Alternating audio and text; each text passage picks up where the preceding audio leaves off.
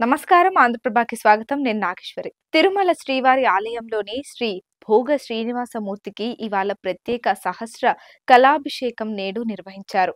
గత 18 ఏళ్లుగా శ్రీవారి ఆలయంలో టీటీడీ ఈ కార్యక్రమం నిర్వహిస్తోంది. ఈ సందర్భంగా ఉదయం 6 గంటల నుంచి 8:30 గంటల నడుమ శ్రీవారి ఆలయంలోని బంగారు వాకిలి చెంత భోగ శ్రీనివాసమూర్తికి అర్చక స్వాములు ఏకాంతంగా సహస్ర కలశాభిషేకం జరిపారు. చారిత్రక నేపథ్యం: పల్లవ రాణి సామవాయి పెరుందేవి క్రీస్తు శకం 614వ సంవత్సరంలో జ్యేష్ఠ మాసంలో 18 అంగుళాల పొడవు గల వెండి భోగ శ్రీనివాసమూర్తి విగ్రహాన్ని తిరుమల శ్రీవారి ఆలయానికి కానుకగా సమర్పించారు. ఇందుకు గుర్తుగా ప్రతి సంవత్సరం ఆలయంలో శ్రీ భోగ శ్రీనివాసమూర్తికి సహస్ర కలశాభిషేకం నిర్వహిస్తారు. సర్వదర్శనానికి 36 గంటలు ఇదిలా ఉండగా తిరుమలలో భక్తుల రద్దీ కొనసాగుతోంది. వైకుంఠం క్యూ కాంప్లెక్స్ లోని కంపార్ట్మెంట్లన్నీ నిండిపోయి వెలుపల క్యూ లైన్లలో భక్తులు వేచి ఉన్నారు.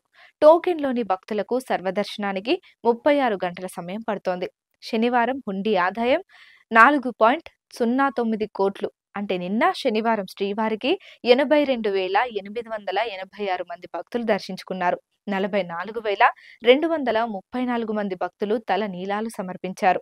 హుండీ ఆదాయం 4.09 కోట్లు వచ్చింది.